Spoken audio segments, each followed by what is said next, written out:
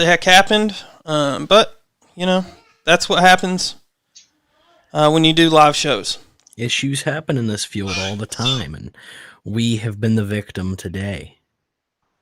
Yes, we have. I'm just going to double check real quick. Yeah, I gotta make sure. I don't want to jinx myself again. Yeah, that'd be terrible.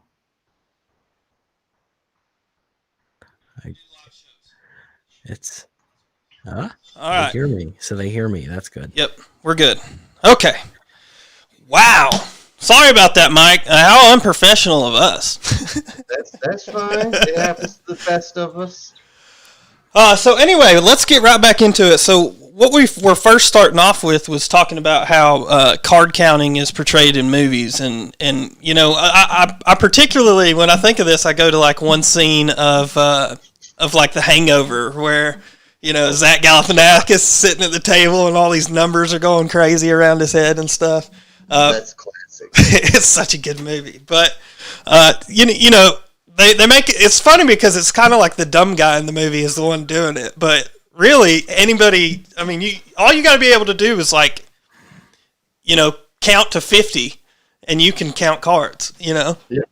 That's it. I mean, it's really that simple. I can take that back.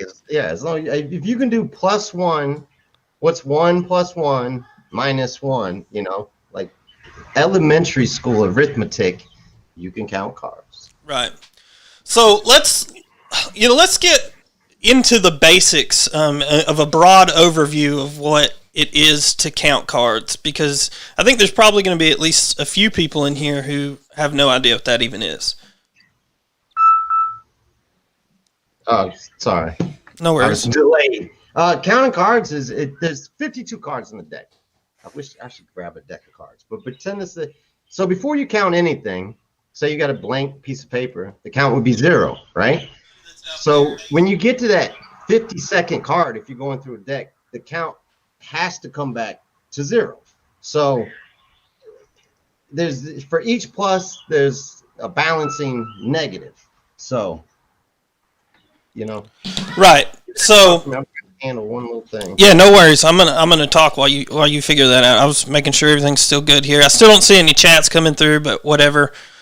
We definitely have audio going out, so that's good. Dillan, how much of this, like, how much have you played in this realm of card counting? Like, what's your experience with any of this? You know, I'm shitty at math. I don't do anything. I don't do anything to do with counting at all on any level. Okay. See, that's the thing, though. Is like, it's not even like this crazy math. I understand it's not hard, but the fact is that I can't do easy math, so I know I couldn't. My mind doesn't work mathematically. If this was like counting history, it'd be a completely different ballgame, Landon. Fair enough. I know that's more your wheelhouse. So essentially, what card counting is you assign a number, whether it be +1, 0, or -1, to certain numbers or certain cards in a deck, right? Right. That's it. So, really simple. Yeah, go ahead. Explain that a little bit more. Okay, well, 2 through 6. Let me get a pen. I'm gonna write it out for people at home. Here's all my stuff. 2 through 6. Actually, you guys at home write it. I'm not writing shit. There you go. 2 through 6 is +1, right? Right. 7 through 9 have a value of 0. I guess I should reiterate that. 2, 3, 4, 5, 6. Each individual card has a value of a +1. 7, 8, 9 have a value of nothing. There's zeros. And then you have 10, Jack, Queen, King, Ace, which has a -1. So you've got 6 or 5 little cards, 2, 3, 4, 5, 6, and then 5. And if you see what I mean, they just cross cancel each other out. For every negative, there's a positive. That's why the count starts at 0. The deck of cards has to end at 0. It balances. So right, and the idea being that when you get a high count, that means that you have a high probability of getting a larger card, right? A 10 through ace. Yeah, because like I said, the positive one. So if you've got 4 little ones come out, meaning 2 through 6, the count would be +4. Now it would have to have 4 negative ones to bring it back to 0. So that means there's 4 more face cards than there are little cards. So you can kind of keep a general idea without being a magician of what's left in the deck. Right. Right. So essentially, just one more time so people understand this. If a 10 was pulled out of a deck, the count would be -1. And if a 2 was pulled out of the deck right after that, that would be you would add 1 to the -1, so you'd be back at 0. And then it's just a continuous count like that. So for every card, the count changes. That's it. I mean, it can trip you up mentally a little bit in the beginning because it's like, oh my fucking god, because you're like +1, +2, -1, you know, brings it back to +1. So if you got a positive count of 2, which means 2 little cards came out, and then a negative card, which is a face card, came out, the count would be +1 because you got the -1. So it's like 2 - 1 equals 1, +1. It sounds fucking confusing to everybody out there, but I assure you it's not. It's very easy. Yeah, no, it's super simple. Like I said, I found out about Mike, man, this was years ago. I don't even know how many years ago, a lot of years ago. And I had seen a movie where I saw somebody counting cards, and this is when, YouTube was my huge thing. I was huge into YouTube. That's all I watched. And so I just went on YouTube, how do I count blackjack cards? And this is where Mike popped up. And one of the interesting things, with Blackjack Army, and we'll get into this, Blackjack Army's been through a lot of shit. Back when I found Mike had, 65,000 subscribers, 10 million views. I mean, it was a big channel. There was a ton of people that were interested in this and wanting to learn. And they were all flocking to you because you're teaching this material. But not only are you just teaching it, you're teaching it for free. For free. Right. Now, like I said, you were probably the only one that I'd found, but are there other people out there that teach how to count cards, and what is kind of their marketing strategy for getting this out there? Well, the number one people, I saw all the movies. I learned in federal prison, but we're getting that later. That's coming up, folks. That's the cliffhanger to keep you guys here. But anyways, yeah, there's other people.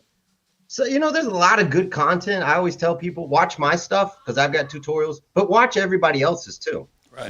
There's the more places you can grab knowledge, knowledge is power. Maybe this guy doesn't know what the fuck he's talking about. Maybe I don't know what I'm talking about in somebody's view, but that's cool. You learn something. But there's a group out there in particular called Blackjack Apprenticeship. And that's really what prompted me to start teaching people for free online, because they were charging $3,000 for a 2-day boot camp and $5,000 for one-on-one training. And as simple as this seems, it really, there's no smoke and mirrors. You don't need to pay $2,900, fly to Vegas and take a boot camp. And number two, you can't learn this shit in 2 days. If you just got a shitload of money and you're like, oh, I want to learn how to count cards, and you go there, you're really not going to learn shit. You're going to have, 10, 15 people in a room. They're going to pass out some materials. The same shit you could take your time with online. You can Google it. You can go to YouTube. You can probably go to YouFuckingPorn and find something on card counting. Right.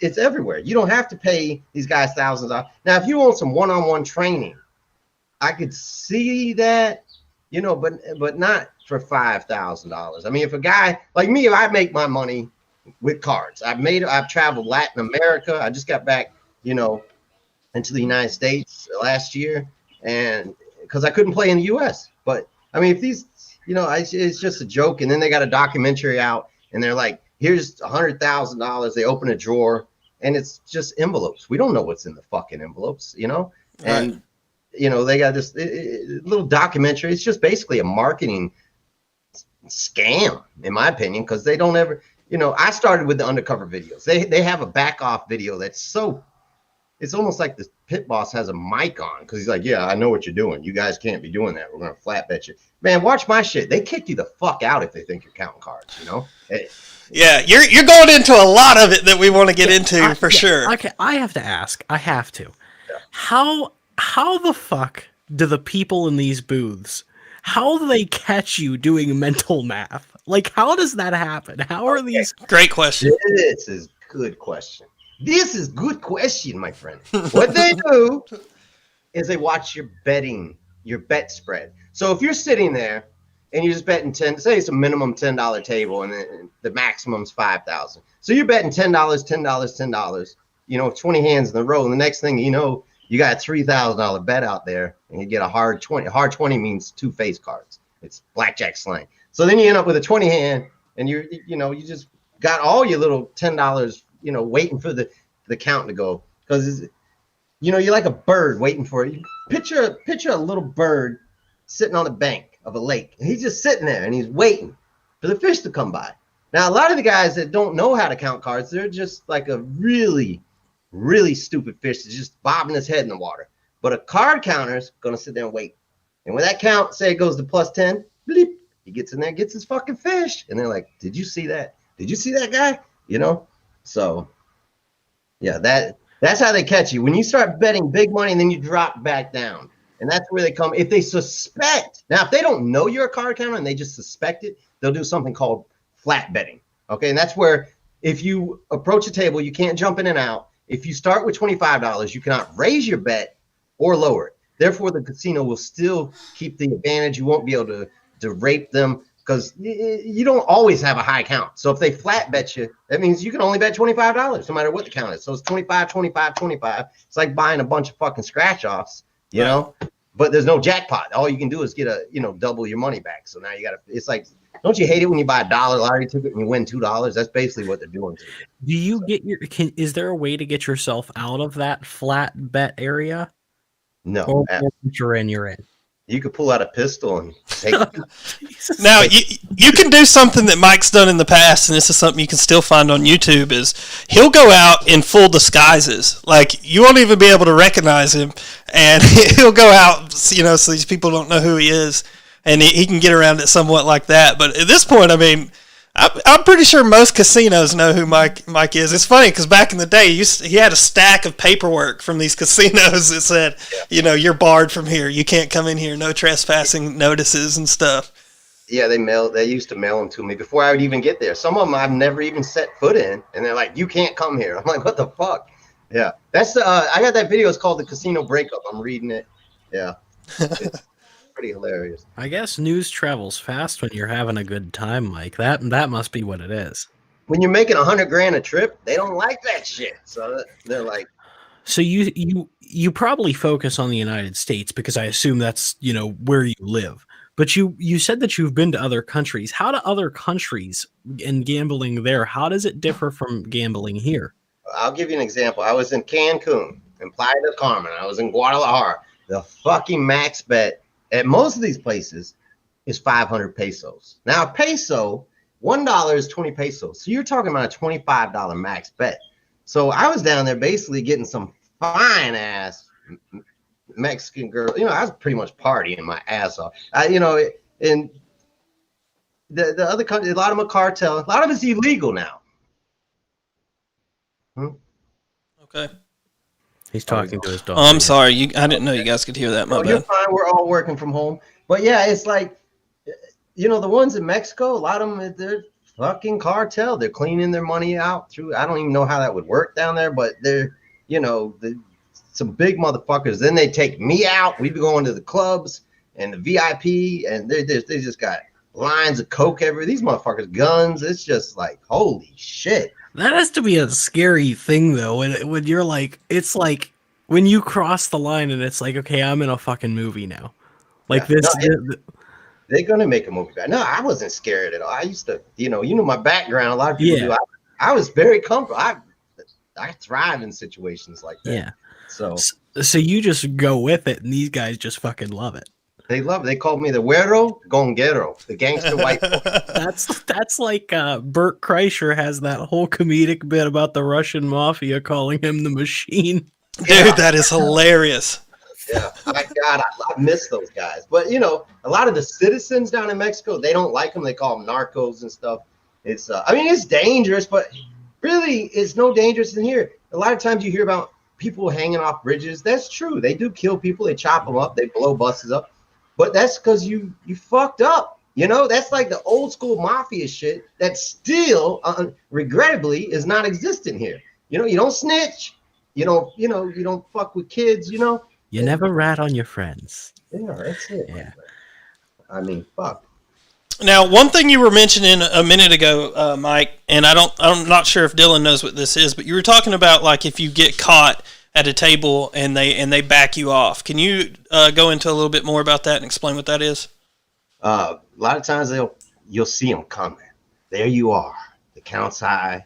You got $20,000 in chips, and the shadows start coming. You just, after a while, you know it. The first time it happens to you, it's like an honor. It's like, I have multi-billion-dollar casino, $1 million casino, scared of me. They're scared of me. They're telling me I got to go, you know? But they'll start approaching. You'll see them, usually 2 of them, and then they have security here and there.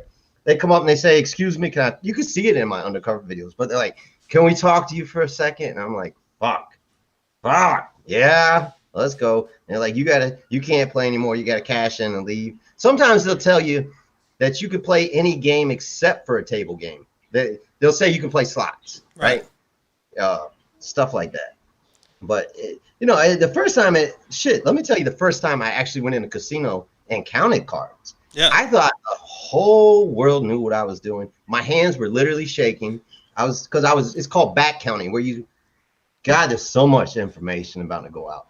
So if they have a shoe game's where the cards are kept in this thing and they keep pulling them out. Okay. It's not a single deck where they hold them. Those are called pitch games. But a shoe game, you can do what's called mid-entry. That's a shoe. That's the shoe right there. It has fucking props prepared. Jesus. Yeah, we got the props. I told you I've been doing this a long time too.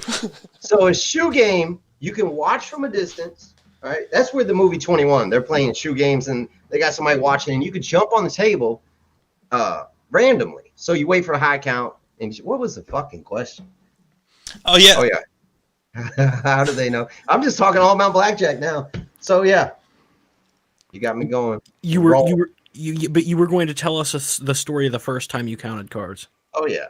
So anyways, I was watching the shoe game where you could just jump on anytime, and I made my bet, and my hands were shaking to the point that it was like 150, 6 $25 chips, and they tumbled over, and I was fidgeting trying to put them back on. And there you go, there's the bet, and I won. And I grabbed my chips. I forgot what the fucking count was. Ran up to the bar, got my Captain Morgan and Coke. And I said, holy fuck, they know what I'm doing.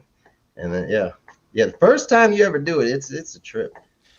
I can remember my first time going in after because this is like one of the things you were talking about with the blackjack apprenticeship guys. Like you can pay $3,000-$5,000, whatever, to learn from them. But this is not like a turnkey business.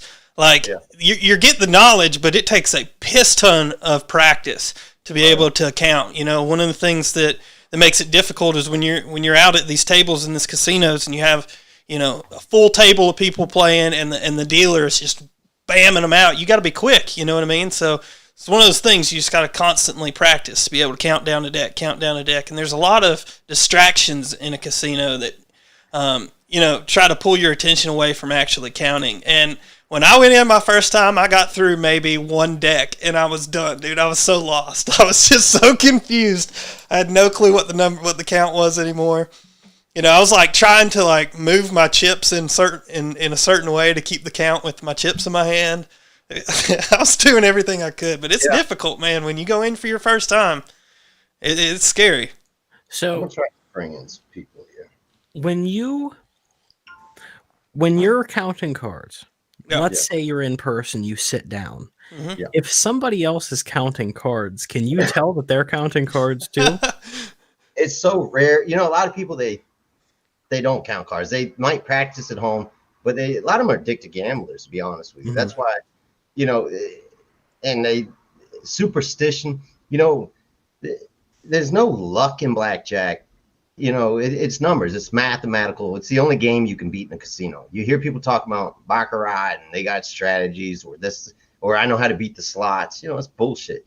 Blackjack, there's 52 cards in a deck. They come out. You could let's compare it to rolling dice. If you roll dice, one spin is not going to affect the next spin, but each hand in blackjack affects the other one. So these guys that are saying they're counting cards, you just see them doing some, unless they're shuffle tracking, which is something I can do. But yeah, you can spot them. But a lot of times that's why we started Blackjack Army. It's so hard to find people that are really serious about this, and it's free. You can go down there. You can write in he could tell you about it. You could meet people in your geographic area to play with. It's Blackjack Army is phenomenal. It's not my shit. That's what I tell everybody. You might see a lot of videos hating, and they direct it at me because I'm like the entertainer, the spokesman. I'm nothing more than Mr. fucking Peanut on the side of the jar. The soldiers are the nuts. What fills up that canister is Blackjack Army. Mm-hmm. But these haters are making a mistake attacking me. That's why they'll never take us down, because it's not my thing. It's your thing. It's his thing. It's my bird's thing. It's anybody that's serious about cards. So, a lot of people see videos. They by teaching people for free, they're not getting their $3,000 training money or $5,000 training money. So they'll make videos saying, "Oh, Mike's a scam." Okay, fuck you. You want to say that? That's fine. What about the rest of the nuts? Are they? Right.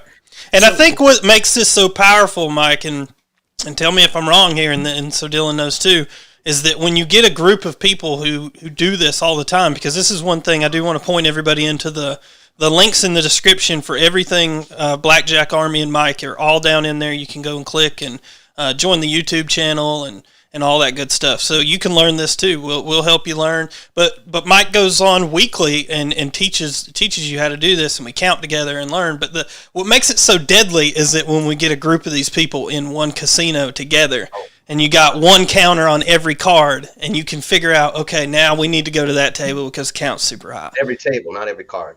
Right. Every table. He's getting excited too, because this is an exciting thing. Right. Like you see the movies, they've got these geniuses in these movies doing it, but we're bringing the average people. That's what I want. I don't like these people that think they know every fucking thing. I'd rather bring in people that have an open mind, and they want to learn everything. Anybody that says they know everything is a complete fucking idiot. It's like with medicine. Nobody says, they're practicing medicine, because medicine changes every day. Right. With card counting, you're going to learn something new every day, because it's not just about the cards. You got to know how to bring cover. You got to know how to work with a team. How am I going to cash all these fucking chips in? Because they want your ID, and then they'll pin you. So maybe you go get some prostitutes, and then, you give them $100 to cash in, $3,000 worth of chips. There's a lot to this. Now, when Mike, the first time I told Dillan about you and wanting to have you on the show, the first question he asked me was, "Is this legal, and are we promoting illegal activity on the show?" I don't know what the rules are. I think that's a lot of people are curious, is the legality of this. I've been arrested 7 times because it's illegal to count. No, it's not illegal. We used to do prank calls to casinos. Yeah, we did. Do you remember that? Yeah, I do. I called him. I said, "I want to count cards down there." And he's like, "You can't count cards." I said, "Okay." So I have to leave my brain in the hotel room. There's nothing illegal about using your brain. You're not using any, they might consider it illegal if you use like some kind of computer equipment, but your brain is the most advanced computer out there. You just need to train it. So It's not illegal to use your brain. It's that simple. It's not. Card counting is not illegal, but these movies showing people get beat up. Do the casinos like it? Absolutely not. They frown upon it, Well, Landon makes me sound like a big stupid doofus, but immediately after that statement, I said, well, I guess it can't be illegal because you're just using mental math. He doesn't put that part in, though. Of course not. I just, obviously it was something that was frowned upon, and I was thinking about it, and I was like, I don't know what we're allowed to be promoting and what the fucking rules are. Well, he's done it for a long time, and he's still there. So. Bring him on. Although you were talking about federal prison and whatnot, I did want to hear that story about how you learned how to count cards, because, like I said, other than movies, besides you on YouTube, I hadn't even heard of this. This is they're gonna make a movie about me. For real. I could show you the email. I turned down a couple documentaries because my last name is Morgenstern, but they call me More Gangster. A lot of people can't pronounce it. I used to rob banks. I've always, had a crew. I was in the streets growing up in Southwest Florida, and I got into bank robbery. I was like, you know what? We're doing all this stupid shit. The banks are where the money's at. So I started robbing banks. I robbed them up the East Coast, all the way from Florida to Maine. Got caught in Maine, Bangor, Maine, where Stephen King's from. Actually robbed the bank downtown there. It was like 10:30 in the morning. Went in, ski mask, robbed it, took off, stolen vehicle. It was pretty cool. We got away. We got away. They caught us. But so there I am in federal prison. You know, I'm 20 years old, federal prison, and I went through a few different. You have to work in there. I went through a few different jobs. Kept going to the hole. I was in the kitchen, and they caught me because I don't have any family, so I had to hustle in there. So they caught me stealing a bag of coffee, which you sell for a book of stamps. We'll get into all that maybe in another time, prison life. Right. But so, yeah, in the library, I finally got a job in the library. And they got encyclopedias, of course. And I read the encyclopedias 3 times, front to back, you know. And I kept coming to this card counting thing and going back to it. So I wrote it down. I was practicing. You got nothing else to do in there. Work out, masturbate, and practice card counting. So there I am. Then I went to the hole. I was in there for a year. Guy said I threatened to kill him, but it's I just said, you know what? They keep saying in here. So I had a deck of cards and I was just practicing, and then they wore out, and then I had to make some makeshift cards out of toilet paper, and I actually made them like dice with the different. So I would roll them, and then I would, okay, what's the count? So it's a lot easier than shuffling them up. So if you ever go to prison and you're in the hole, just take some toilet paper and toothpaste and water and form it, and then, you know, make a 2 or 3, 4, just like a dice, and then throw that bitch against the wall. Whatever stops. If it's a 2 and a 10, the count 0, and then just roll them again. Roll them. And then I started having 6 dice I made out of toilet paper. Boom. And then I'd look at them and be like, "That's the count. That's the count." You know? Oh, so, shit. Yeah. That's how I learned. I gotta say, it's pretty damn clever. Yeah, this shit's fucking insane. I would have never thought that. I'm too stupid to be doing this fucking show right now. Hey, finally, I have an episode where Dillan is stumped, and I know something that he doesn't. This fucking guy's over here talking about like this is easy, but he's in prison, fucking engineering toilet paper rolls because he can figure that dice are easier than shuffling. I can't imagine what I would do in a hole for a year in a freaking one room for. I don't even know what I would do. He told you, jerk off, count cards, sleep, and work out. You know what? My penis would be raw, like bleeding. God, talking about, you know, you would just be sitting there reading a book, and it has nothing no sexual content at all. Okay.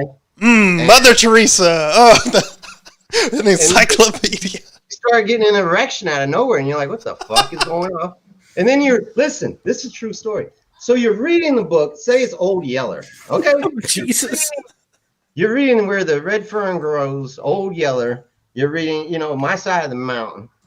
And you're jerking off at the same time with a halfway flaccid penis, you know, and you don't know what the fuck. You just go insane. I guess that was part of the insanity. You're masturbating while you're reading. You're not even thinking about masturbating.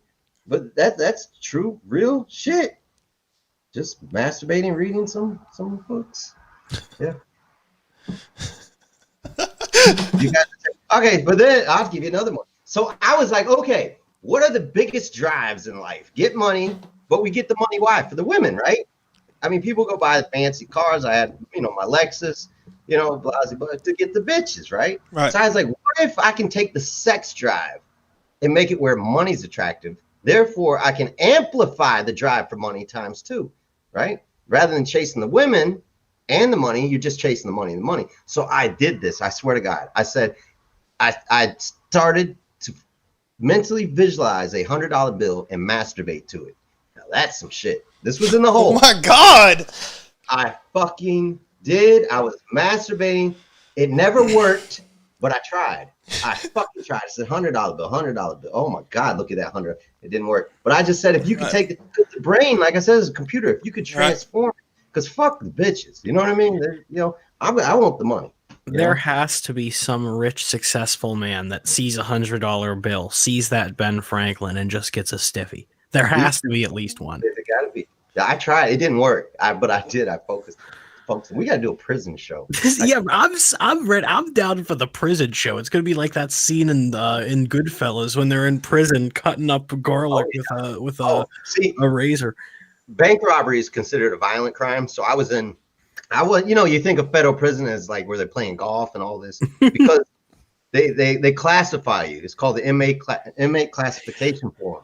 And due to the violence, because bank robbery, even if you go in with a note and you don't hurt anybody, you don't pull any weapons like we did, you're still going to a maximum security prison. So I was in there, with an 85-month sentence, which I did 6.5 years on. It's a little over 7 years. I'm in there with, everybody's got 3 life sentences, 130 years. Here I am, a little 20-year-old, and it's nothing like the movies. I mean, if you like sucking dick, you're going to suck dick in there. If you don't, they don't fuck with you. There's enough. It's like a college campus. And being young, I was around the mafia bosses. I'm talking the cartel guys, big people. I remember walking the track, because they got a track exercise area, and I'm listening to these guys talking about their Lamborghinis, right? And they're like, yeah, he's like, I'd rather drive my Jeep Wrangler than my Lamborghini. And I said, you had a Lamborghini? And this always stuck with me. He turned around and he goes, what are you, stupid? Italian accent, I was like, no, I'm not stupid. I'm a fucking bank robber. I'm a tough guy. You know what I mean? He's like, you know why they make Lamborghinis? I said, why? And he pokes me in the chest. He goes, so you can fucking buy them. He says, stop being one of these dipshits that's like, ooh, a Lamborghini, and start being the type that, they don't make them so that we could sit here and say, oh my God, Lamborghini. They make them so that you can buy them. Anybody watch this? They make them for you and me and everybody watching. That's why they make them. Or you could just sit on your ass and be like, oh my God, look at this man's in federal prison getting advice from someone who's probably affiliated with the Trafficani crime family. Yeah. Oh yeah. Which is just fantastic. Oh yeah, they taught me. They took me under their wing. I have so much. They wouldn't let me watch. They got television rooms, and they'd be like, they'd come in and shut it off. They go read a book, and I'd be like, all right, it was cool, man. These guys taught me so much shit. I could make the whole world criminals on this show just with knowledge I got. See, that's something you probably couldn't do a crime family show with us because we'll all get fucking killed. But that's interesting to me. Yeah. I'm sure the prison show would be interesting to most people. Oh yeah. Too. Oh yeah. We really do got to do this shit. Yeah, for sure. Because it goes so deep. Well, look at all the greatest blockbuster movies. Somebody went to jail, or the cops are chasing them, or Orange is the New Black. Look at that. I mean, it's federal prison for women. Right. So, I mean, people like that. They're scared of it, and they'll never cross the line. Everybody talks about, I want to rob a bank, or when people are like, I want to rob. Well, motherfuckers, I did rob banks. So everybody watching, this is the real deal. The captain. I got a question that's on topic of prison. Yes. But it's one of those weird out there questions. There's a lot of movies about prison. Yes. If you had to pick one that's the most real. Ooh, good question. The most real, authentic. What do you got? It's so weird because I really don't watch violent movies. I prefer Disney movies. I like animated cartoons, for real. Because it's if you work in a kitchen all day, you don't want to watch cooking, Right. I couldn't imagine having to live that and then watch it on TV and find that as entertainment. But I feel like there's some films that people give a lot of credit to. I would say the Goodfellas. What's that guy who represented himself? He was in the mob, and they said, "Don't do it. Get a lawyer." He's who the fuck played him? And he had a little recliner put in there.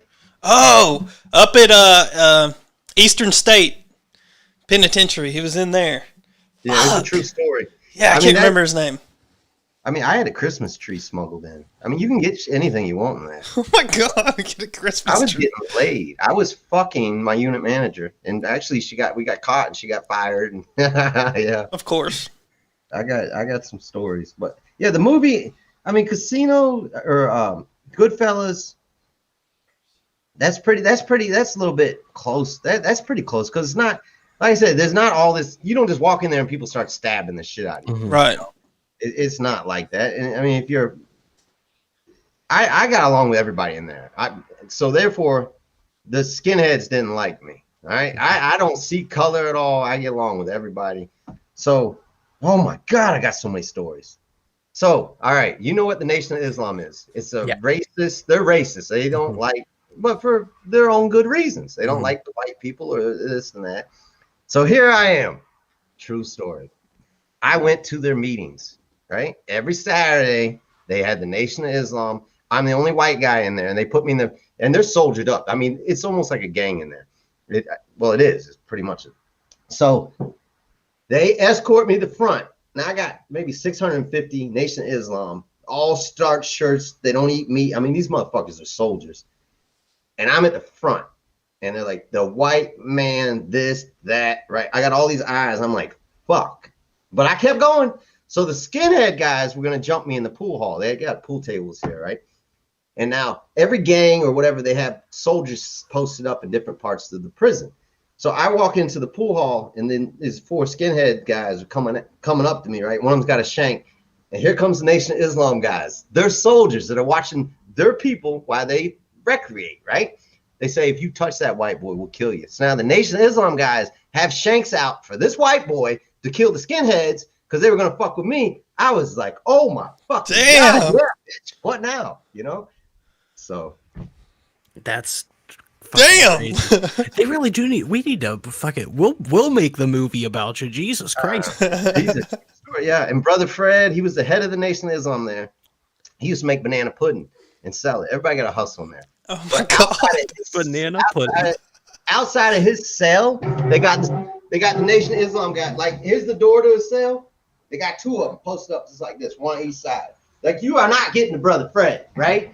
So here comes my little 20-year-old bopping down the fucking tier, you know, where they got the cells and shit. Right. So I go in, they're like, what are you doing? Because I try to go in Brother Fred's cell. I said, I'm here to get some banana pudding, Brother Fred. And Brother Fred's like, let him in. Come in, Michael. How are you? I'm like, what's going on? We're talking. You know, we're just talking. I said, I appreciate what you did for me on the rec yard. Because he goes, yeah, I told all my soldiers to keep an eye out on you. He goes, I like you. And I was like, I appreciate that. Yeah. Just coming to get a little banana pudding. You paid a book of stamps. Stamps are money in there, so you got a book of stamps. We just went completely out. Everybody wants to know the prison shit. Counting cards is easy. Yeah, this is like, I'm sorry, because I know the whole reason we brought you on was, you know, counting cards discussion, but I hear prison and I have to start asking stupid questions. Yeah, we could do it. Yeah, we could do shows on that. I don't care. You guys, that's fucking wild. I'm curious about back when you were doing the bank robbery stuff. Like, fuck card counting. Here we go. Did you ever get to a point, like, I don't know, and I don't want to, you know, I don't want you saying anything you can't say. So no, the statute of limitations for bank robbery is 7 years. Okay. So unless they have an investigation. Yeah. Right. Go ahead. So what like how much was the most that you got out of one of these bank robberies? Oh, we can't talk about that. That we can't get in because okay. So did you ever get to a point where you were like, only because then they could pin me to that exact bank. Right. But okay, you walk in the bank, I'll tell you what we did.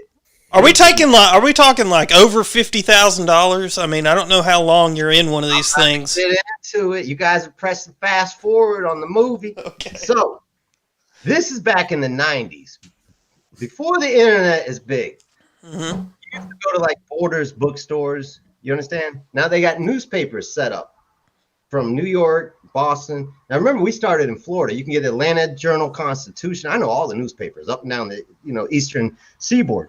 Right. So we would open them. Now, anytime a major company needs construction work done, they do something that people don't know. It's called bids. So various construction companies can put. So a lot of times these banks, it might be one in, let's just say Maryland, needs their lobby renovated. So they'll say, okay, First Bank of Maryland is accepting bids to have our lobby renovated. So we find out when they're renovating it because they'll move to a temporary lobby, which has usually 90% of the security's gone. So we would plan our bank robberies to hit the banks that have moved to temporary lobbies, and then they have something called a cow. A cow is where they keep, usually it's $85,000, kind of to answer your question. They keep it in there because they don't have the vault. So it's just this big, it looks like a food service push cart that's chopped in half. It's yeah. I know what you're talking about. Yeah. Yeah, and it opens this way, and it's, that's where they keep the money when they got to restock the tills, the drawers. So we would go in. I was the counter. If you look up the newspaper articles about me, I was the guy who always leaped over the counters. And we had, it was only 2 people, me and someone else. So I would have my gun on the lobby people, right? So here I am. I got 2 duffel bags. like women wear the purses, right? So I got 2 duffel bags, and I'm going and I'm taking the money out of the drawers first, right? You know, and I got my pistol. I'm watching the lobby. Like, if you guys are in the lobby of the bank, my partner has his gun over my shoulder, pretty much watching the people behind me. Because the worst thing you want to do is do all this in the bank. You want to stay focused. So he's watching everything going on here. He's watching the tellers. I'm watching that entrance in case a cop comes through the door, or, you know, to make sure that nobody's going to play fucking hero. So we got guns over each other's shoulders, and then we're just going to the next one. And then I hit the cow, which has all the money, and then we get the fuck out of there. But we used what's called an antique replica revolver. They were 6-shot, like 45 black and powder guns. Mm-hmm. Because if you go in there with a modern gun, they can hit you with their enhancements. It's bank robbery, like with a firearm. It's an extra 5 years consecutive, you know. Oh, but wow. By using, but the ATF and the federal laws don't consider it antique guns or antique replicas as firearms, so they can't pin you with that. Like, we went in there with a regular gun, we would have got 12 fucking years, not 7 years and something. You see what I mean? Wow. So you want to use if you do, get an antique, go to any little store. It can be a replica. That's what we had. Even if it's a replica antique gun, you know, you still got 6 fucking shots. I mean, how many do you need? Right. Practice. You know, just be responsible, everybody out there. Yeah, I'm not saying go rob a bank, but we had to, you know. But I was crazy. It was do or die type shit. I have a question that I'm curious if you can answer. Yep. Here we go. What's the worst botch? I'm sorry, my bird. What'd you say? The worst botch. The worst you've ever messed up. When the lady hit the fucking button.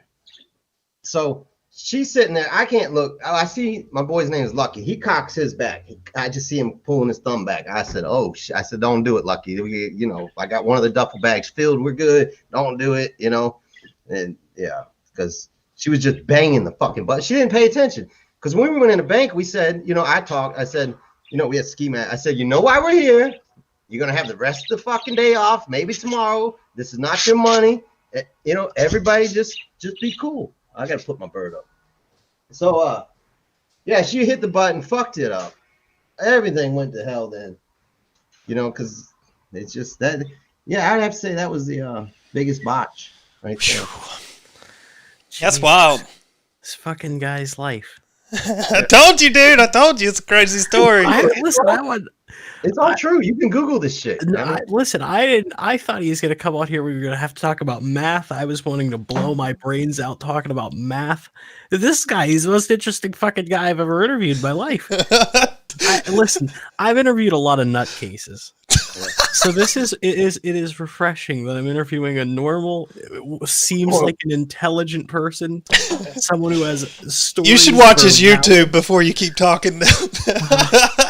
Well, listen, you've seen the people that I've interviewed, Landon. I'm sure that his YouTube doesn't cover half of those people. You guys are just speechless now. What the fuck? So I have a pet parakeet named Charlie.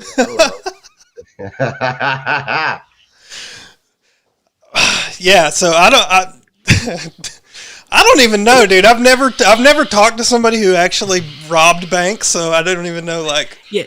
Here's the thing. Landon messaged you before the show, we're in the chat before the show. He goes, "I hope you have questions for someone who counts cards." I go, "I don't have questions prepared. Fuck, I'm the only one asking questions." Let's take some questions from the people watching. I mean, I don't know where they're watching from. Landon's in charge of the chat. Yeah. Do you have anything in the chat? I don't, because my chat's not working over here. But what I can do is we'll go ahead and open up the phone lines now. If anybody wants to call in, if you got a question, you can call or text the number on the screen there, 706-237-8230, and we'll put you on air here with Mike, and you can ask your question. Yep, thank you.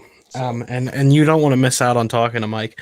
So, I guess to go back to the initial thing of counting cards. Yes, it's so boring now, isn't it?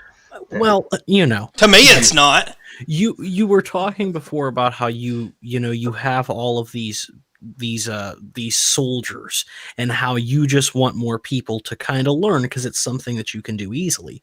Right. But if everybody knows how to count cards, doesn't that ruin the whole game?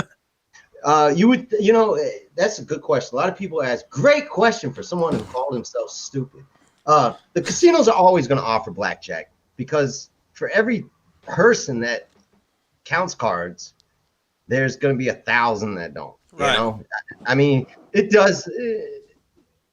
It takes a lot of work, like he was saying. This isn't something you can learn in a two-day. Just because you pay $3,000 to fly out there and meet these fucking morons, you can't learn it in 2 days. You can get handed a bunch of this. You got to take the initiative and learn it. And a lot of people don't get to that level. That's why I push for people to meet each other, because if you're doing it by yourself, it's like working out. If you go to the gym by yourself, you're going to half-ass a lot of the times because you don't feel like it. But if you've got 5 people in a room, it's training time. They're going to push each other, learn from each other. That's why I push for people to kind of meet each other and, fuck these casinos. They want to kick me out. I'm going to take it to a gangster level where it's almost like a mafia. We got generals, we got soldiers, we got the captain. It's almost like I use kind of a criminal enterprise mentality to set it up. So we've got, different people do different things. We got one guy that can bust vaults. We got this. So, it doesn't matter one person's skill level. Say you can't count cards, right? But you might be good at distracting the pit ball. You could act a fool over here and start banging a slot machine. And that means here comes security and he can get the fuck out. Numbers there's a job for everybody in this, This is fucking insane. This is me learning. I didn't even realize this was a whole enterprise. Because my philosophy has always been, much like you see in here, the casino always wins. You can't beat the casino, but you have the best odds with blackjack. Even I can figure that out. That's a good. Let me just touch on that. You can't beat just because you can count cards doesn't mean you're going to win. Right. Okay? Over time, you have an advantage. But some people that again they might lose for 3 weeks in a row and be like, this shit don't work. You get a lot of superstitious people like, oh, I played 4 times and they're cheating or this thing. I tell you, just because you can count cards just means you have a very slim, like 2% advantage, let's say, but it just, when there's more big cards. So you want to increase your bet. Over time, it equals out where you're winning, but it's a lot of fucking fun too, But if you can get into shuffle tracking, that's where you keep track of how many aces there were. If you watch the documentary, what was his name? The fuck was that guy? He actually had people keeping track of the aces, how many aces are out, so he can keep track of how many left. And then you could take it to a level like I do. If they hand shuffle, oh my fucking God, I'll kill him. Murder him, I can pretty much predict when the aces are by the other cards that are following them. Like if it's got an ace, if the ace has a 10, jack, 2, 4, I wait for them to come out again, because when you shuffle them, they're not shuffling them like this on the table. There's a pattern to everything. You see what I mean? So is he frozen or is he reading? Oh, no, I see him moving. He's probably just frozen on your end. I think he was talking to you. Oh, me? Oh, yeah. No, I was just paying attention, zoning out, I guess. Yeah. Yeah, God. This is the guest you're zoning out. No. I was just listening to the story. I'm just enthralled by all this. I have a question. Yeah, go for it. It's okay. Okay, those folks who will like bet 20, then they'll bet 40, and then they'll bet 80, and they're hoping to double their money at some point. Isn't that a stupid strategy just because you basically would need an endless supply of money? Okay, that's called the martingale system. Yes. Mathematically, it works. Theoretically, it works. And the casinos know it works. So the casinos are smart, okay? They have something put into place to stop that from working. And that's where you go in, and they have something called a max bet. They'll have this little plaque that says like $20 minimum, $5,000 max.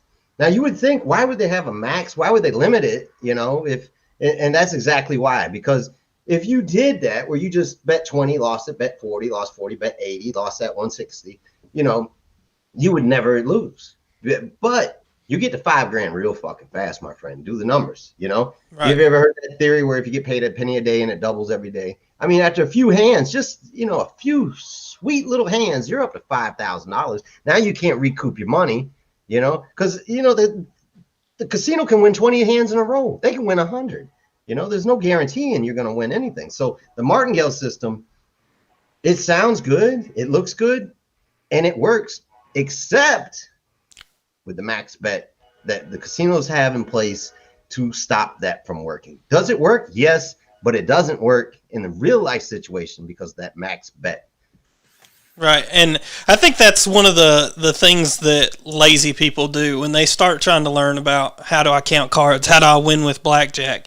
You hear about this counting cards, but then you also hear about the martingale, and it's like, oh, I could spend the next year counting cards to learn how to do this effectively in a casino, or I can just double my bet every time and hopefully it works. I mean, it works. If somebody doesn't know what they're doing, it will work in the short run. Short it term, might work 50 fucking rounds. So. If somebody's just, but there's going to come a time when you're going to get fucked and then you lose everything. But, if you're just learning, I mean, I guess that's what I would do, I mean, because theoretically, if you're just bullshitting, do it. But they have that set in place, the max bet thing, to stop that from being effective. So you had said earlier that, just because you count cards doesn't mean you're guaranteed to win. It doesn't mean you beat the casino. No, and I think that that's an important thing to talk about because I feel like a lot of people who are watching this are just thinking, well, how can the casinos let this go? It's sessions. It's consider it like it's just sessions. You got different sessions over time. If you keep doing it and religiously, like you have to be a robot. You need to know basic strategy. You can't just learn to count cards. You need to know what to do with the cards when they're put in front of you. You need to know how to play them. And I actually printed this out for the show. This is every possible hand. I printed it out for you guys. So now we're getting into, yes, card counting is easy, right? But you need to know this shit. This is called Blackjack Basic Strategy. That's every single possible hand you could get. And I printed it out just for you motherfuckers watching. This guy pulls out the fucking periodic table to explain card count. Before we get into that basic strategy, we do have a call, so let's go ahead and take this. Caller, if you can hear me, you're on the air. Yeah, I can. Yeah, this is Jesse, Foxwoods 21. Hey, Jesse, what's going on, man?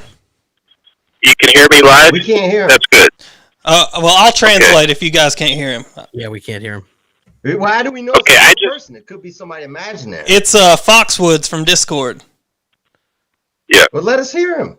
I don't know why it's not coming through. Oh my fucking God. It's coming through on my end. Okay, well, what's he saying? What's... Okay, hold on. Now Lynn's going to fix it. No, I'm not going to fuck with it. There's a Go delay ahead, time Foxwoods. because I got my computer on in the background, so I'm just going to go by what I hear on the phone. Yeah, I'd like to mute the background. Yeah, no worries. What's your question? What you got?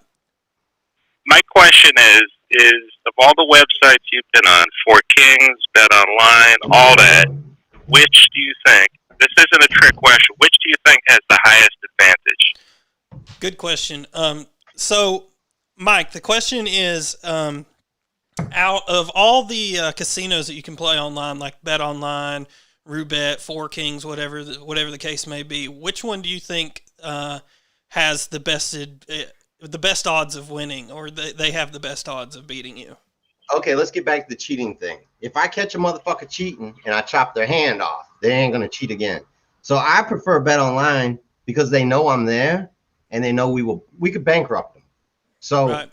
I haven't put in the time to watch these other ones, but I mean, some people that lose, there's always losing streaks, and then people think, oh, this place sucks. Well, let's get down to reality. There's 52 cards in the deck, no matter what casino you play at. Right. I like Bet Online because they stay on a soft 17. Even a lot of land-based casinos don't do that. There's some things I hate, like when they have a blackjack, they don't expose it in the beginning. They don't look at the card. So you could be splitting, you could be doubling down, you could, and here you are just throwing your money in the wind. That's one aspect I do not like. But I mean, that's like people, there's rules that vary. I don't know the rules as far as these other ones. A lot of times it's just preference. Do you like the bitches dealing to you? Do they look prettier? I mean, there's 52 cards in the deck. I just feel confident with the Bet Online because we caught him cheating. I know that motherfucker's going to stay in line because I'll expose them. We will take their ass down. We had talked about this during when we were off. I had asked him, I had said, have you ever experienced that the casinos cheat? And he told me a story that if you look up online casino caught cheating, that was Mike. He Yeah, that's all you got to do. If you just Google online casino caught cheating, or even go on YouTube, they're replaying my video 100 million times. Oh, yeah. It's Yeah, you'll see it. You'll see it everywhere. It's a crazy video, and that thing blew up when that happened. Yeah. I was number one on Reddit, not just like a category. Yeah, I was number trending. one on Reddit, period. Like the general Reddit, number one. And then that's when the haters started. Because here's this street kid. Oh, he can't teach. Oh, these guys at Blackjack Army, a bunch of morons. They can't know how to count cards. They didn't go to MIT or Harvard or Yale. You know, they're just, you know. Right. I think they went to Princeton. Isn't that the girls' college? Because there's some pussies. Snap. I want to say thanks, Foxwoods, for your call, and Daniel's jumping in the chat. Daniel, sorry that you're late, man. I know we had issues getting this going here to begin with, but welcome to the stream. If you have any questions for Mike, just drop them in the chat, or you can. Anybody out there listening, you can call in. The number is 706-237-8230. For some reason, they can't hear you, but I'll translate. We'll fix all that. I don't understand what the issue is. Why don't you try to fit? It's more interesting. You know, I can pretend I'm like, hello, hi. I got a question. Maybe I'll put them on speakerphone or something. Yeah, next. I got a question for Mike. Yeah. Now look up. Hello. There you go. I'll play it on speaker next, and then that way you guys can hear it. Me and Mike will start talking with voices in our head. Talk to my boys here. I have to say that this has been a really interesting learning experience. Right, and there's so much you can get into. Like, he was holding up the basic strategy card.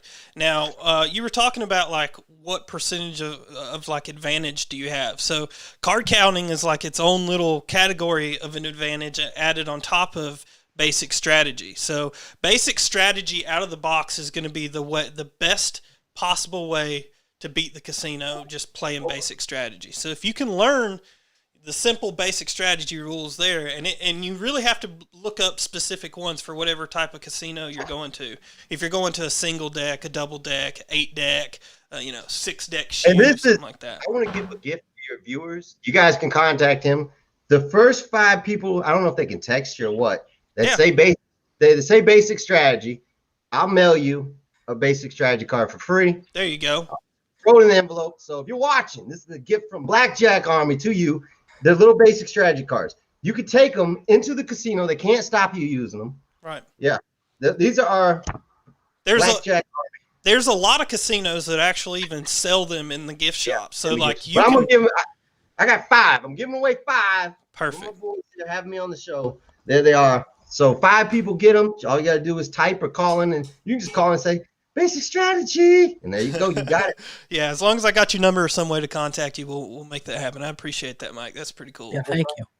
And it's only $5,000. That's.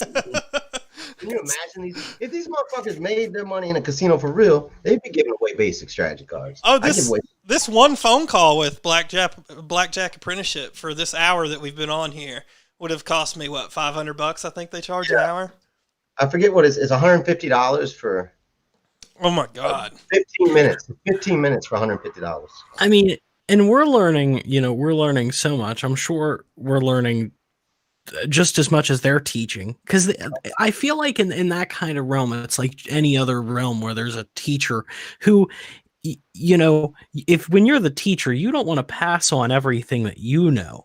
Yeah. But you're going to pass on to them everything that they know.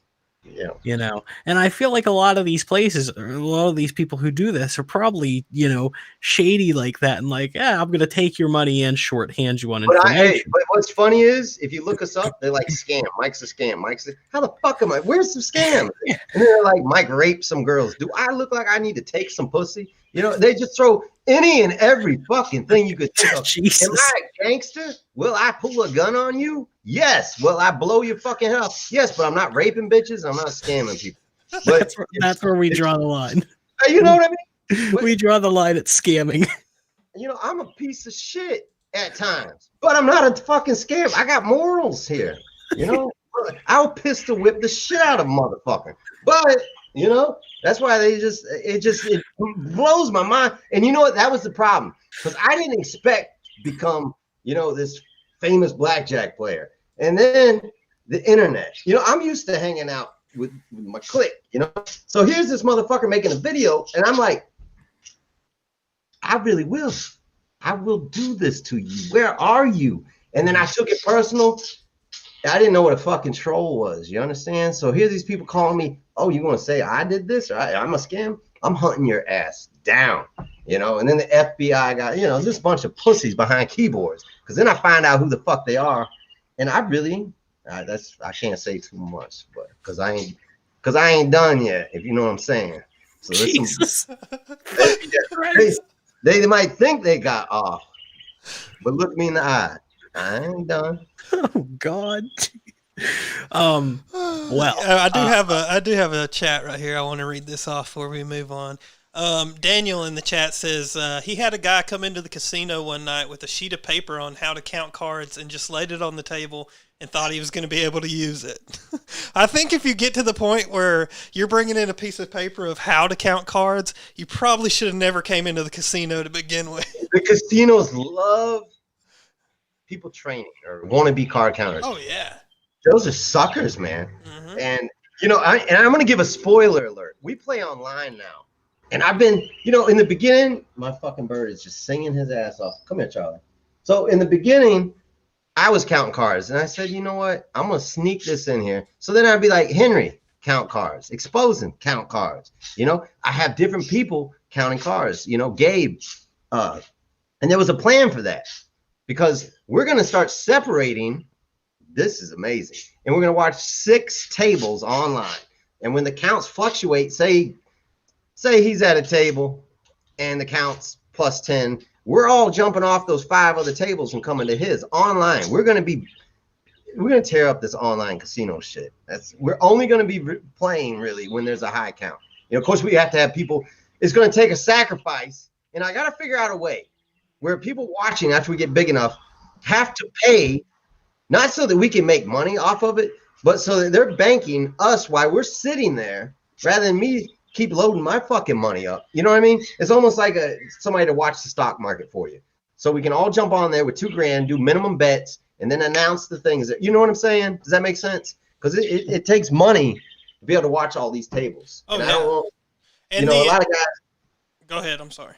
A lot of guys don't have money like me. So it's like, I need 6 fucking people on 6 different tables. And then everybody watching, you could come up and you could bet behind that person. So somebody at home could be sitting on their ass watching and they say, oh shit, Henry just said there's a true count of +5 on table 14. And here they come. And then they're going to make money behind them. But we need a way to be able to finance Henry, you know. We need to be able to finance fucking Landon. We need to finance, you know, everybody. I don't give a fuck about me. I finance, you know, it'd be nice, but I play good enough so I can make my money regardless, you know, for the most part. So, but I need a way. I think I might set you up as the banker where you can set up a thing, Landon, where you get the money, because we, God forbid, they start saying I'm a scammer and keeping it. You know, somebody needs to be the treasurer. You understand what I'm saying? Right. And then allot that money out to the other people that are going to go card count. This shit's about to get big. This is where we're going. It can be huge. And Dillan, I don't know if you know what he was talking about with the bet behind, but with that specific website is unlimited people so like he can be out on the table actually playing, and I can say, okay, I'm going to put $25 on this bet, and if whatever he makes the moves, but if he wins, I win. If he loses, I lose. So that's unlimited people can do that. So if we can get on the table, is there a max bet on that? Yes, yeah. 20,000 or something like that. Oh Jesus! So yeah, but the thing is, no, don't think about doing the martingale on there. No. He's like, fuck this. See, he's trying to cheat. He's trying to get out easy. Hey, no, I don't want any part of this shit. That's why the last few weeks of live streaming, I've been just watching people.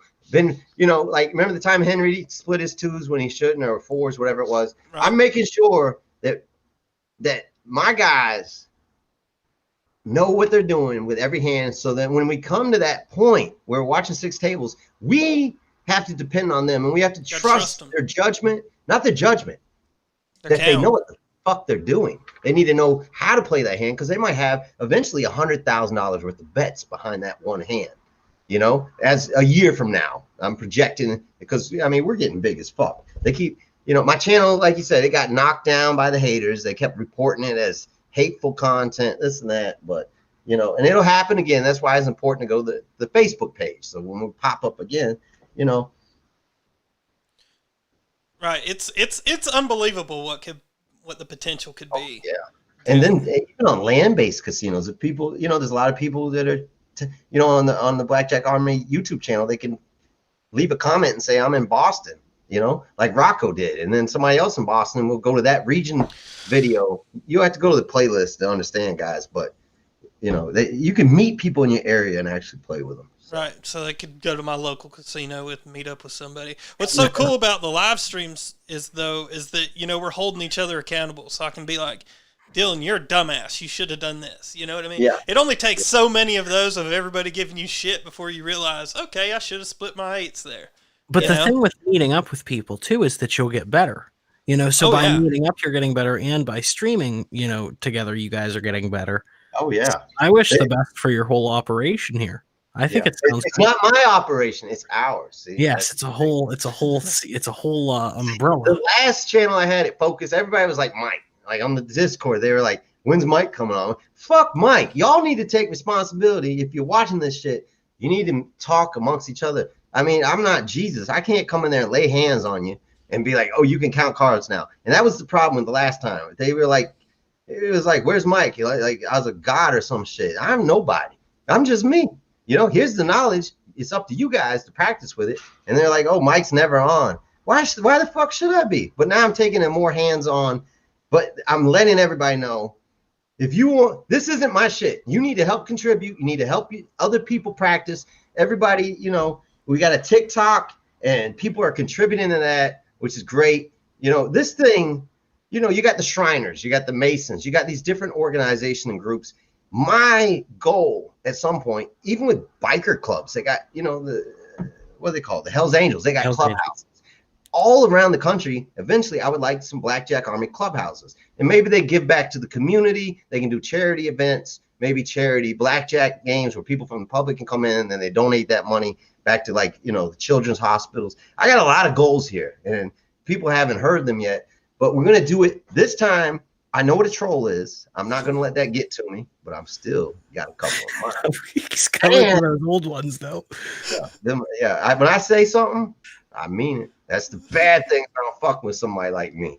So you better, I forgive you. Don't worry about it.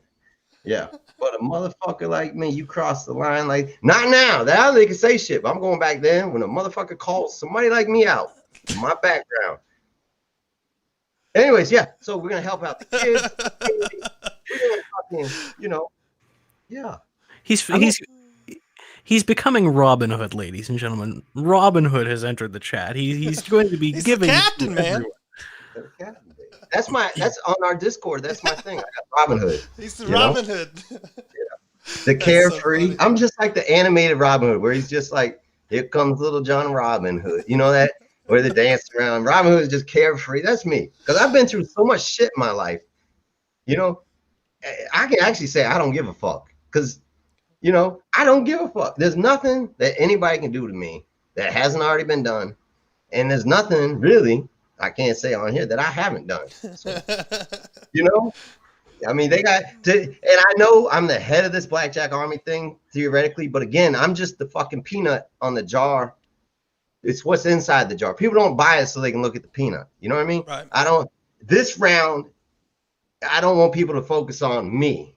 You know, let's focus on what it is. That way these haters will have a lot harder time coming at us because it's not about Mike anymore. You know? Right. Well, and I think too, you had brought up, you had said like people in the old version, you know, they had said, well, where's Mike? Mike's never on. Yeah. I would equate that kind of like, these are folks who wanted a corner man. These are folks who want their coach in their corner to tell them what they should do. And when they didn't have that, they just froze up and got KO'd in the first round. That's what I say. This group that we've got now, I want them to lean on each other, not me. You know, I even left a message on their Discord saying, don't fucking DM me unless you're fucking your stepmother and your house is on fire. I put like this long, insane quote. And I didn't do it to offend people. I just don't want people coming on there to talk to me. I'm just me.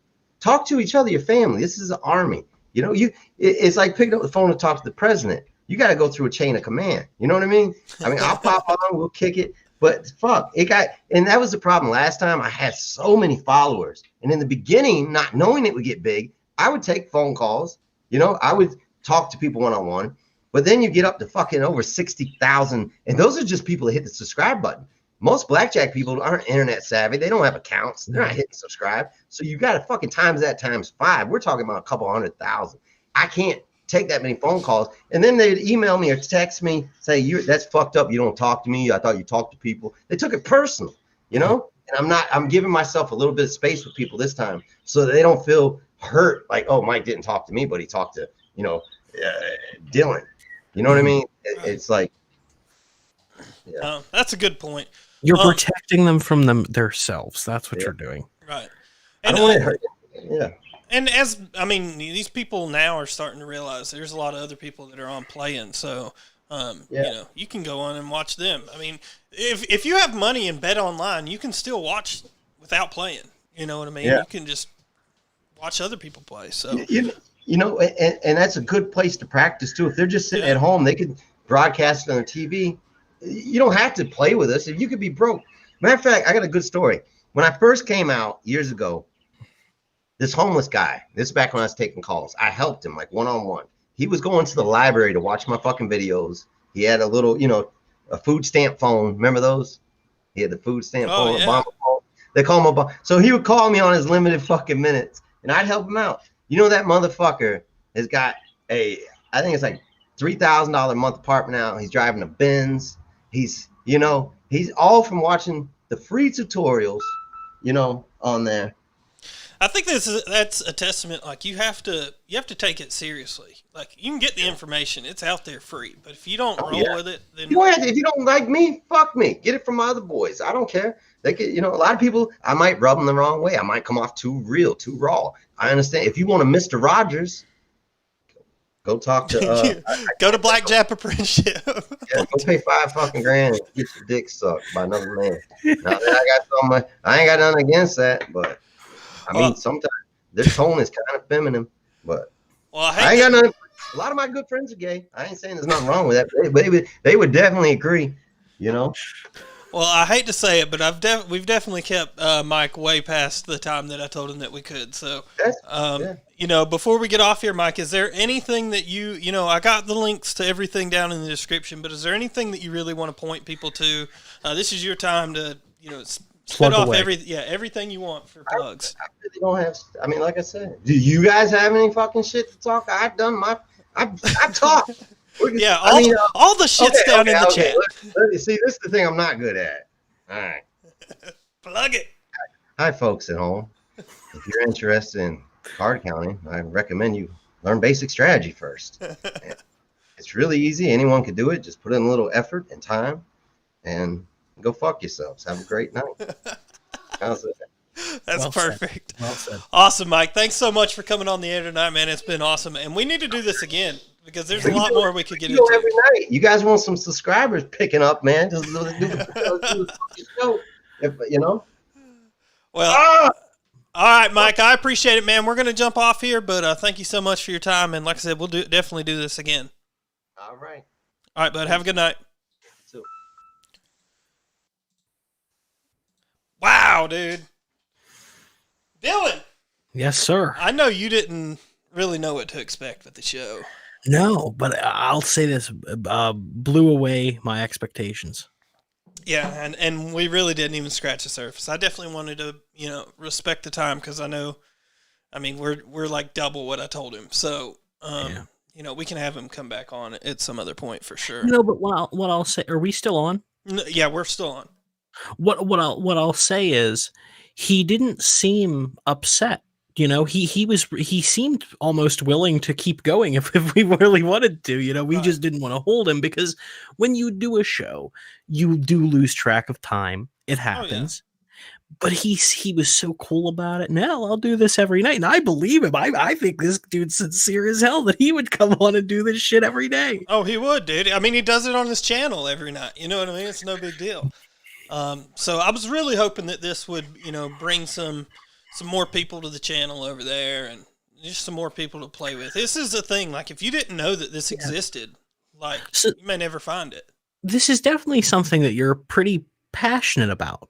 Oh, I love Like, it, this dude. is something you're I've- interested in and passionate about. How many years ago did you find Mike?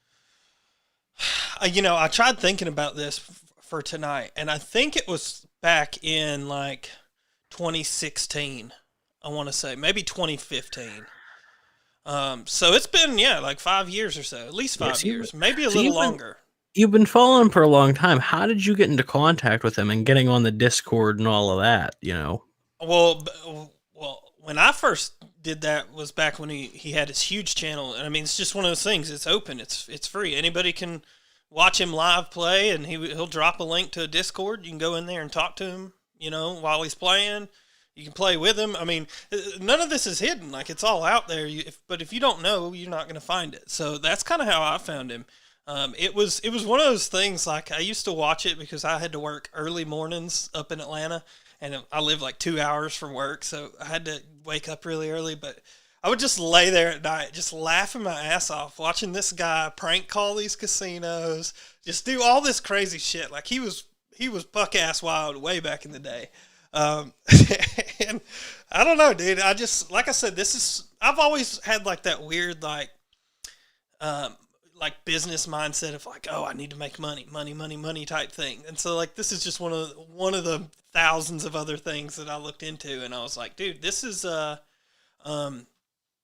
this is something that really anybody could do. And this is one that has results that you have seen personally. You've seen the result of how it works. Oh yeah, and I mean, like I said, you can look up some of the more famous people who've been card counters, and I mean, you're talking into millions and millions and millions of dollars that some of these people have taken. It's funny, Landon, because while you're doing card counting and getting into stocks and launching all of these podcasts, I'm doing music, doing podcasts, and now I'm doing commentary. I have a chat here, and we'll talk about that. Daniel says, I wanted to ask if he did ace tracking, and he wanted to know about the true count or just running count. So, we did talk about that, Daniel. It's probably part of the part that you missed, but that's one thing that he can do is shuffle track, and I think we did talk a little bit about the true count and the running count. So, and if not, I'll cover this real quick. But so true count. Our running count is just going to be the continuous count from start of the shoe all the way to the end. True count is going to be taking that count and dividing it by how many decks are left in the shoe. So if you have, a plus 20 count and there's 4 decks left, you divide that by 4. So the true count would be plus 5. Did you follow that, Dylan? No fucking idea what the hell you just said to me, but it doesn't matter because I don't need to know any of this shit. But for those of you who are thinking of being interested in this, more mathematical minds than I, that's for you. I'm just a pretty face and a stupid voice.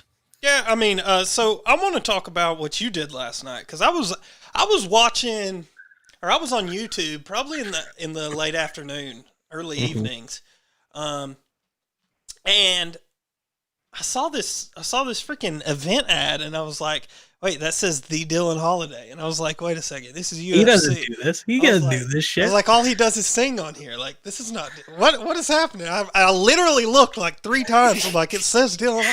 So I click on it, and I'm like, sure as shit, it is him. So, what brought you into wanting to do commentary for the UFC last night? So, holy shit, I don't know what just happened to me. So, the other week, I was talking with one of my friends, and we were talking about how excited we were for this fight. And he said, man, you're going to pay for it. You're going to watch it. And I was like, yeah. And then I started thinking about it, because I was thinking about, like, what do I do when I'm broke and there's a fight that I want to see? I go on YouTube and I watch what's called a fight companion. Joe Rogan does fight companions from time to time. MMA on Point, which is a big channel, does fight companions. And all a fight companion is it's a group of people or a guy just telling you what's happening in the fight, what's happening on the stream. And I said, first off, I know that I can do decent commentary. I know that I know what I'm talking about, and I know I can get the point across to the audience. So I'll do it.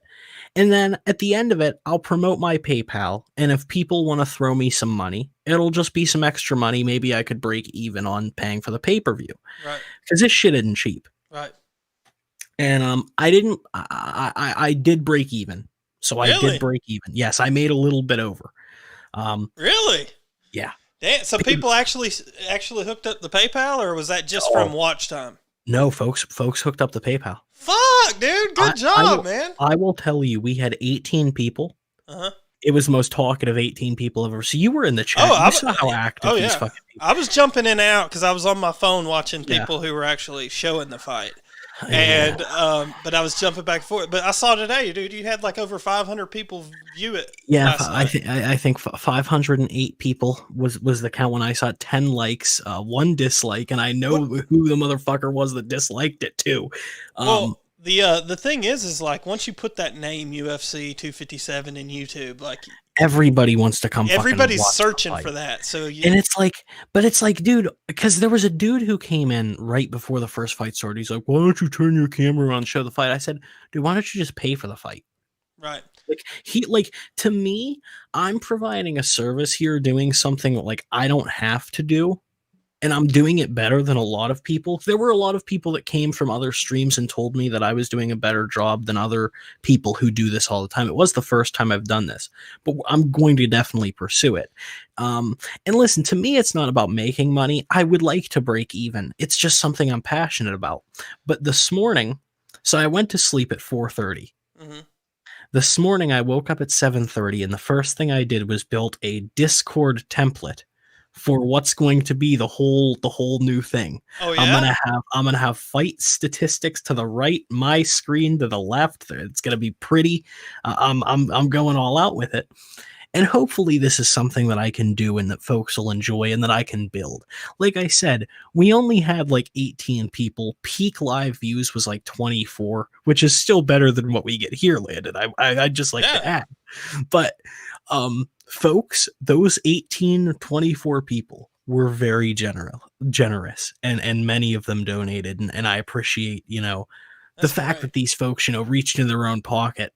They didn't pay for the fight, but they reached into their own pocket and sent me $35, $15, $10. They were very generous. I have a couple chats here before this gets out of hand. Yes. I do want to shout out here Webmaster.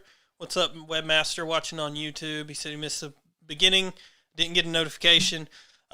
Look for everybody that's watching right now. Once I end this stream, this goes out, and you'll be able to rewatch everything from the beginning.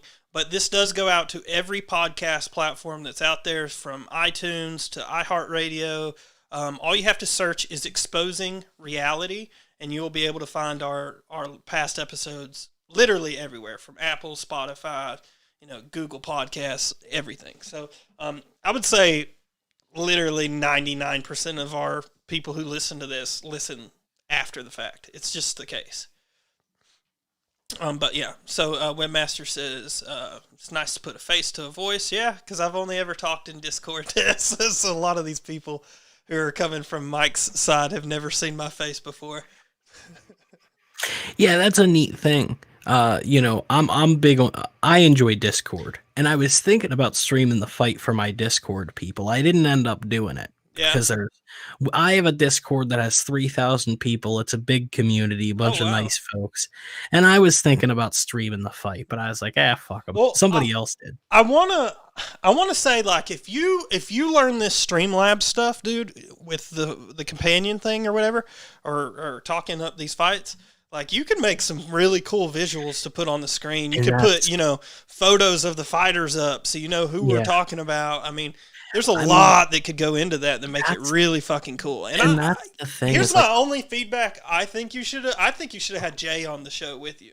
I think you need to have another person to chat this with. So, believe it or not, we're looking into that.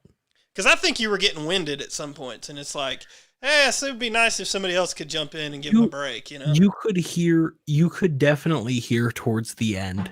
Everybody knew towards the end that it was, I was winding low. I mean, I was very excited for the main event, Yeah. but when the knockout happened, I mean, it got to a point where I really, it was difficult to say what had happened. All I could say is that, you know, the knockout took place, the TKO took place. But other than that, like, it was my first time doing it. And as far as the visuals go, I mean, that's something that obviously I'm not that good with. All that production shit isn't my bag, but I am looking into maybe finding some templates or finding people who are good at that, and, you know, throwing some money at them to help a brother out. Yeah, But, I had Connor being knocked out in the first round, and I got a lot of shit for that. It's one of those things, like, I just expected, you know, the other dude to come in and he'd just be so fucking angry that he's just going to snap. And that's what I was expecting. But when you called it and you were like, Connor got knocked out, I was like, I thought you were fucking with us. Like, I was really thinking you were fucking with us. I think that came across to a lot of people. That it was just the way you said it was not, like, super exciting, but yet so, like, I was unsure, you know? But it was such a real moment. I mean, you could see my eyes were wide because I rewatched certain parts that I knew I was either going to do really well or really bad. Yeah. And I mean, I did the call and I just go, Poirier.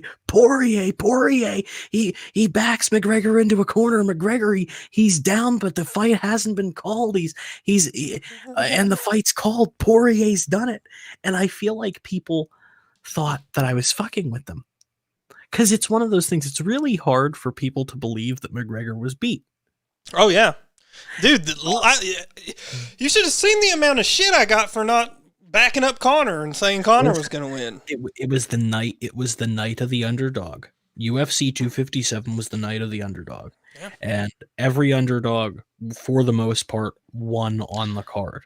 I think, there was a lot of them that were unexpected. Out of the entire card, I believe there was one fight where the underdog didn't win. Wow. That's Jessica I and Calderwood. Calderwood beat I. That was it. That was the only one. Wow. I think for the rest of them, it was all the unders. So I mean, there was a lot of money made, hands down, off of last night's people who gamble on the fights. What is that, Sports King or whatever? Yeah. Oh yeah. Four Kings or something like that. Yeah, whatever the hell it is. But FanDuel, something like that. But I used to be huge into UFC. I actually trained with a guy who now is a black belt under Eddie Bravo for 10th Planet. He owns a 10th Planet down in Decatur, Alabama. He's actually been a commentator for a lot of fight nights, UFC fight nights. Brandon McCatherine. I don't know if you know who that is. Yeah, I'm familiar. But yeah, I used to, back before he was really just getting into jiu-jitsu, he used to just kick my ass all the time. But I would roll with that guy, I'm talking for hours and hours every single week, and just get my ass kicked. But now he's like this freaking famous dude who's out there killing it, man. I'm so proud of him. I mean, here's the thing. I'm never going to be a famous fucking commentator. Look at me. But dude, you never fucking know. But I'll say this. I think that look at JR with WWE. That motherfucker. I'll say this. Were you entertained for the parts of the stream that you were in, Landon? Oh, I was. The only thing I said that you should have done different was, tell me what the women look like a little better. But if you had some visuals, I would be able to figure that out. Yeah, all of you perverts in the chat, I swear to God, people are just watching my stream with their pants around their ankles, talking about the women and McGregor. These fucking people are losing their minds.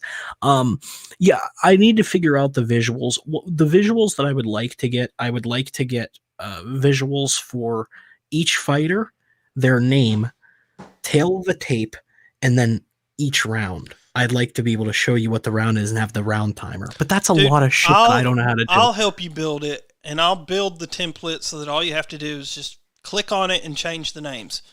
You know what I mean?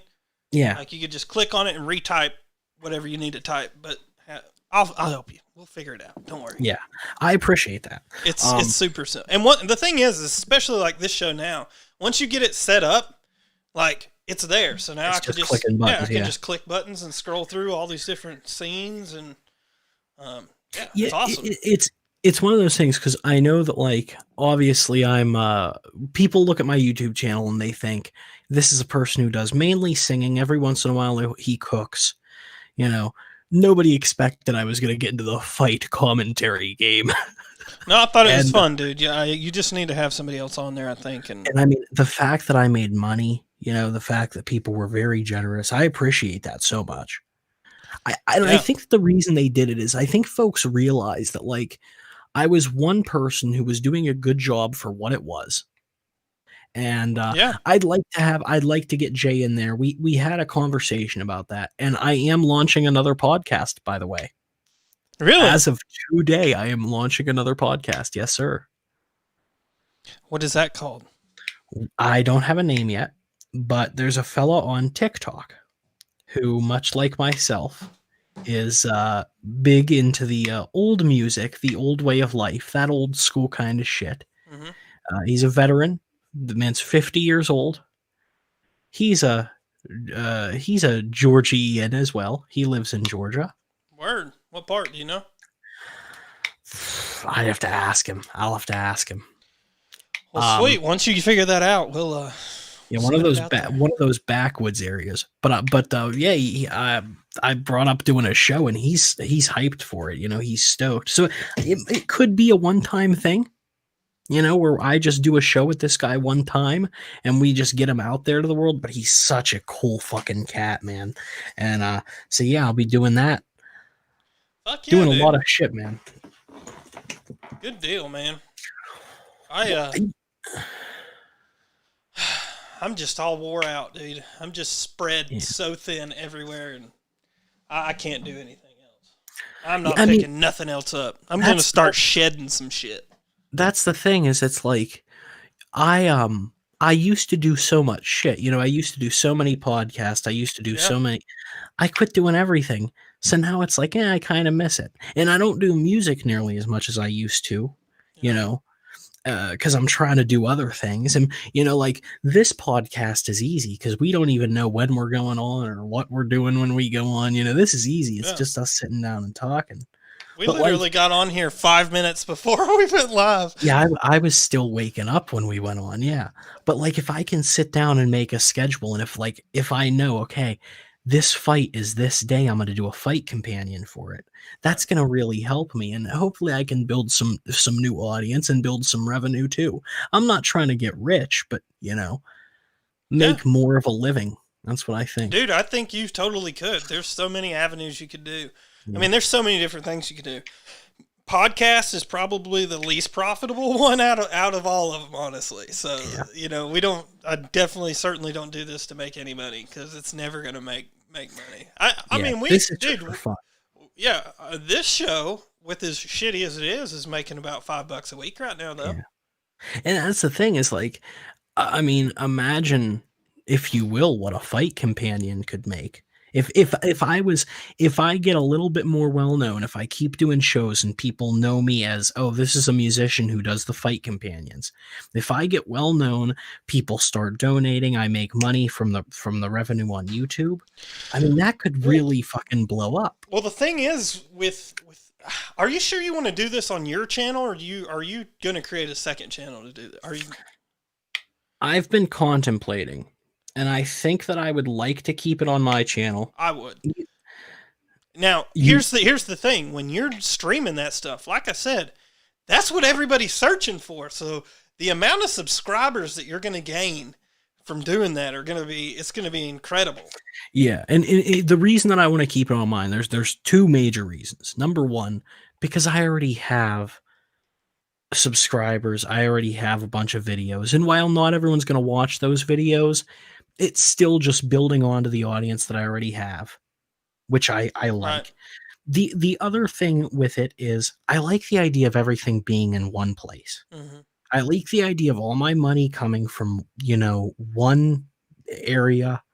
I like the idea that I don't want to have to run and manage 15 channels and taking money from all these areas. I want it all to be compiled together. Right. And I think that it's clear that my channel I do a lot of shit. Even though most people know me for the music, there's a lot of shit that happens on my channel. I do cooking, and I've done funny videos, I've done gaming videos.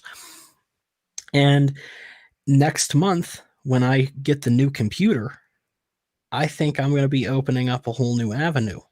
Oh, you're getting a new computer? Oh boy, am I ever. Yeah? Oh yeah. Upgrading, huh? Oh, we're getting a major upgrade here. Dang, Major. Boys balling. Well, that's the thing, is it's I'm trying to really take this shit seriously. I'm running on a system that's a little older than I would like. I'd like to have something that can run fast as hell and do the job that I need it to do. So I'm going to get something that's way better than what I need. Right. I'm going to go the gaming route.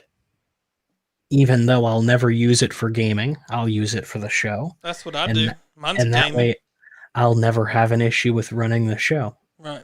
We'll be quick as hell, and I'll never have a problem with the fight companions, because I want to be up to date as quick as possible. And that's why the stream had no delay yesterday. I didn't set a 30-second delay. I was answering the chat as quickly as I could. Right. But I appreciate you tuning in yesterday. I thought that was really neat. Yeah, dude. Like I said, I wouldn't have even known about it, but it popped up first thing suggested, and I was like, "Oh shit!" Yeah, you probably were like, "Oh, this motherfucker's gonna stream the fight and get sued by Dana." Yeah. I think I made it clear that I put UFC 257 live commentary. I think I made it you clear. did it fine. You did it right. But people still come in and they're like, "Hey, you should put a mirror behind you. There's no crime with that." Like, yeah, they do that. They're stupid. Well, I hate to say it, dude, but I got to get off here. Yep, we're done. We're winding low. Yeah, I'm done, and my little one's still not asleep. Yay! So anyway, well, thank you everyone for tuning in. We appreciate it so much. And Mike, thank you for coming on and talking to us for way longer than we anticipated. And everybody, can I plug my shit, Landon? I don't think I've ever plugged my shit. I don't know why you don't. So if you guys are interested in watching the Fight Companions or my old people music, the Dillan Holiday, just search that up on YouTube, TheDillanHolliday, right on YouTube, and you'll see me in all of my beautiful glory. Thank you guys so much, and have a lovely day.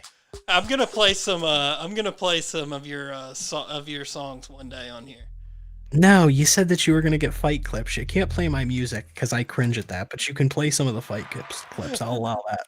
I'll cringe at the music. I'm telling you.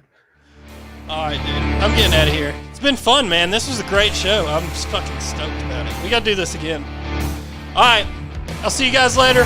Thanks, everybody.